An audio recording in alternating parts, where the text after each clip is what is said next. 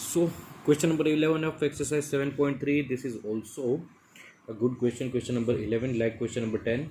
This is easy chapter, and question of it are also easy majority questions. But question like question number 10 and 11, it is better to understand that what the question says, how to get the answer.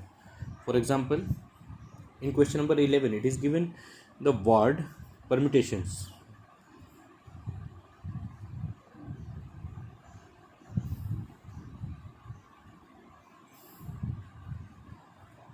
हर एक page पर हम ये word लिखा हुआ रखेंगे permutations, because इसी के ऊपर जाना है हमें.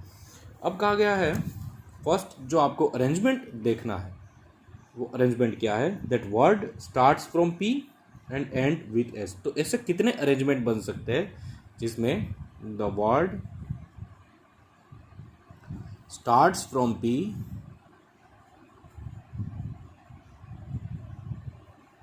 And with S. तो चलो यहाँ ये क्लियर किया गया है. It is clear that the word is starting from P and ending with S.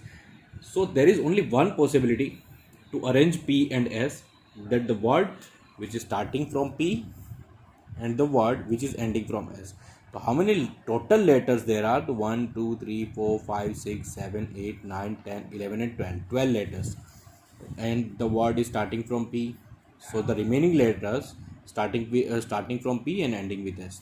So the remaining letters will be 1, 2, 3, 4, 5, 6, 7, 8, 9 and 10. And then we'll arrange S. So it is fixed that we'll arrange P and S in this form only, that it is starting from P and ending with S. So it is the first possibility. Second, it is given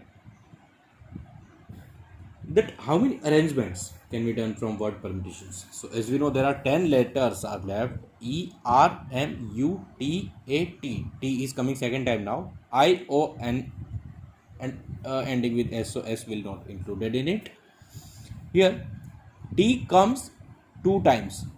तो T 2 times आ रहा है.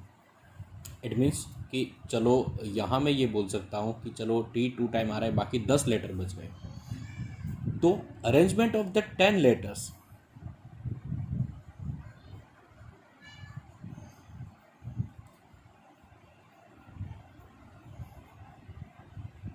will be 10 factorial.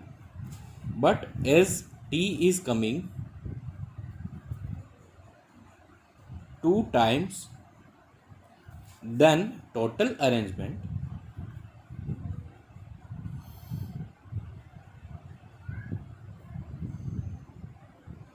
will be 10 factorial. Upon T comes 2 times, then it will be 2 factorial. Remember, if T comes 3 times or any other letter comes 2 or 3 times, then we will multiply in it. Suppose N comes twice also, then the total arrangement will be 10 factorial upon 2 factorial into 2 factorial. Okay. तो इसे जैसे आप simplify करोगे आपको total number of arrangements मिल जाएंगे 10 factorial upon 2 factorial को. ठीक है, तो ये हमारा फर्स्ट पोर्शन 11th क्वेश्चन का यहाँ पर खत्म होता है. सेकंड में आपको कहा गया that all vowels are together. तो first of all I will write the all the letters of permutations. Okay, wait a minute. Okay, now then it is given that all vowels are together.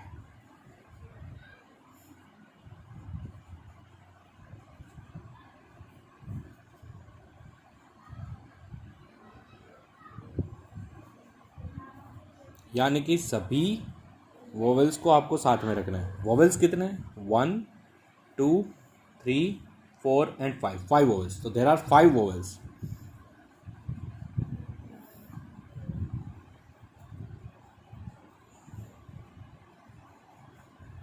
Okay, तो there are 5 vowels which can be arranged in 5 factorial veg.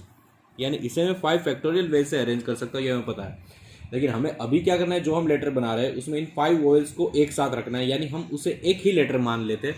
Suppose मैं अभी कोई भी एक random arrangement ले रहा हूँ, जैसे मैं इसे लिख रहा हूँ EUAIO 1 2 3 4 एंड 5. ये खत्म हो गया EUAINO. बाकी बचे 7 लेटर्स. 5 वोवेल से 7 लेटर बचे. तो ये 7 लेटर 1 2 3 4 5 6 एंड 7. अब ये जो वर्ड तैयार हो रहा है, पहली बात तो ये ये खुद में 5 फैक्टोरियल तरीके से प्रिपेयर हो सकता है। क्वेश्चन को समझना, it can be arranged itself by 5 factorial ways, only vowels. Then if I take all the vowels as a letter, then the total number of letter will be 1 2 3 4 5 6 7 8. The total number of letters is 8. Then it can be arranged with 8 factorial. मतलब vowel यहाँ भी आ सकते हैं, पहले together रखने को कहा है, फर्स्ट ही रखना है ऐसा नहीं कहा, यहाँ भी आ सकते हैं, यहाँ भी आ सकते हैं, यहाँ भी आ सकते हैं, यहाँ भी आ सकते हैं, वोवेल्स कहीं भी आ सकते हैं। तो पहली बात, ये जो 8 है इसे मैं एक कैलकुलेट करूँ, ये दूसरा, तीसरा, 4th, 5th, 6th, 7 and 8, then total number of arrangements will be 8 factorial।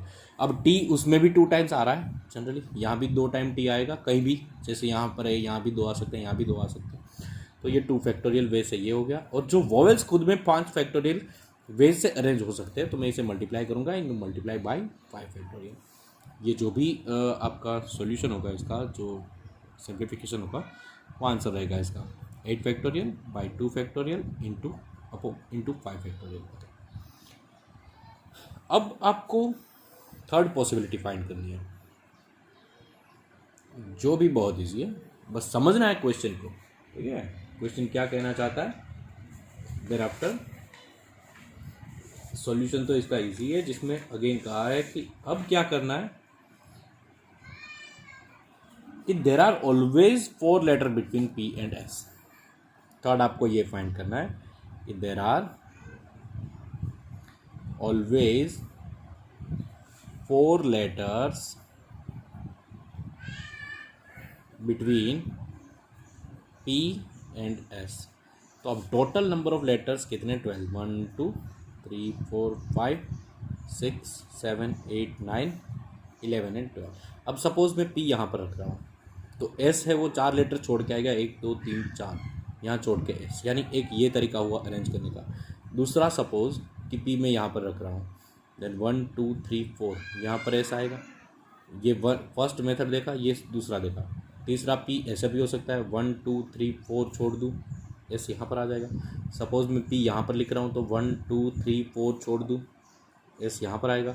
Suppose मैं P यहाँ पर लिख रहा हूँ, तो 1 2 3 4 छोड़ दिया, S यहाँ पर आएगा।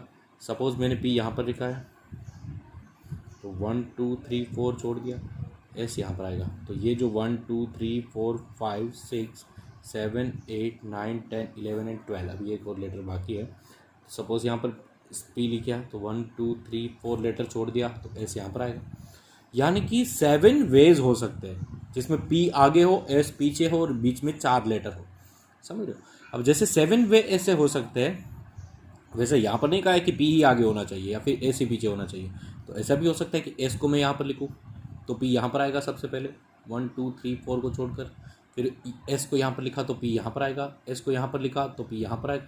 तो ऐसे मतलब ऐसे 7 वेज से जैसे P एंड S को अरेंज कर सकता हूँ, वैसे ही 7 वेज से मैं S एंड P को भी अरेंज कर सकता हूँ। अब P S दोनों चले गए, चलो इसके 14 अरेंजमेंट हो सकते हैं P एंड S के। अब बाकी कितने बच रहे हैं भाई, तो बाकी बच रहे हैं 10 लेटर्स। वो 10 लेटर्स को तो मुझे पता है मैं कैसे अरेंज कर सकता हूँ, 10/2 फैक्टोरियल। 2 फैक्टोरियल किस लिए भाई, 2 टाइम T आ रहा है इसलिए। तो ओवरऑल अरेंजमेंट्स कितने होंगे, 7 × 2 × 10 फैक्टोरियल बाई 2 फैक्टोरियल, अंडरस्टैंड। हाँ, तो ये वे रहेगा टोटल अरेंजमेंट का। ये हमने देखा क्वेश्चन नंबर 11। अभी नेक्स्ट लेक्चर में, नेक्स्ट वीडियो में हम देखेंगे कॉम्बिनेशंस, यानी चैप्टर का last part. Till then take care and be revised.